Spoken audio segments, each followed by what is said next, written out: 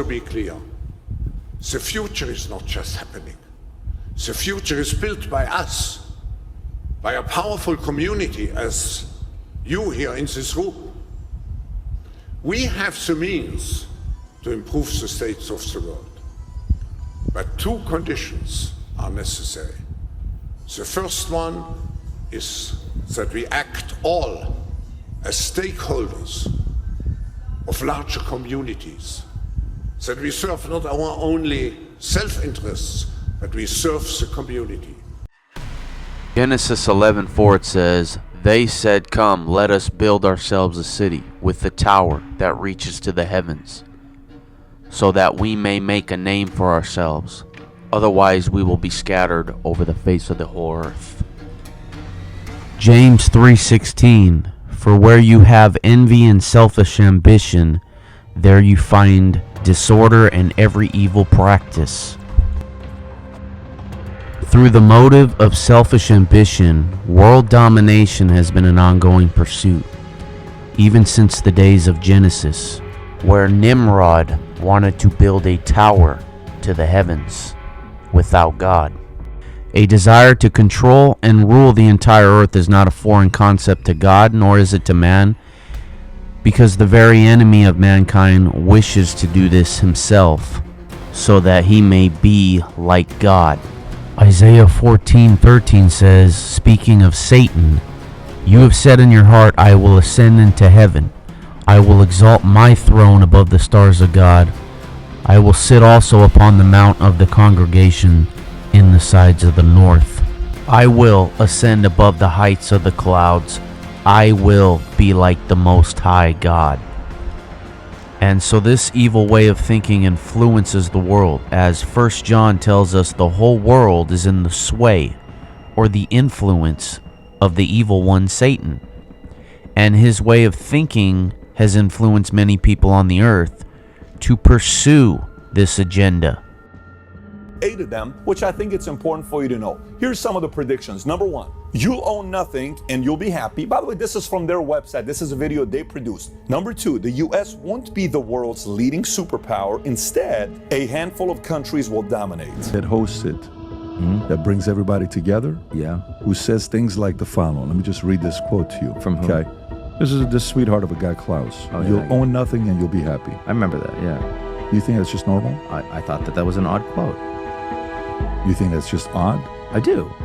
I mean, odd is an understatement. Odd. That brings all the richest people in the world. Oh my God, if I look at the people that are driving AI in the world today and what they say about the future, and so the idea that, like, you know, you're going to have digital sovereignty and people are going to upload into the internet. The guy that's running the whole thing, that's inviting all these guys who sell you'll own nothing and be happy. Running the whole thing. That's normal. He's in charge of a conference. That everybody shows up. Like, he's got influence over, like, for example, if a guy hosted a conference that said, I want the best fighters in the world to show up to my conference, who the F are you?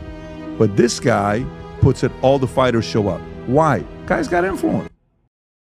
So in order for the world to be aligned with the goal of a one world order, things cannot remain the same. Construction or destruction must occur. The old must pass away. The new must emerge as the solution. We meet for the 20th. I hope I will have the pleasure still to be invited for the meeting. When we meet for the 20th Governance Summit, you will use the app like Uber, but not anymore to call some driver, but automatically guided car, a self-driven car, will come to your hotel or wherever you are and will bring you to the airport. No, Los Angeles is one of the cities with the heaviest traffic, who told me in 2030 Los Angeles will be private car driven free. And this will allow to transform highways into parks and other public spheres.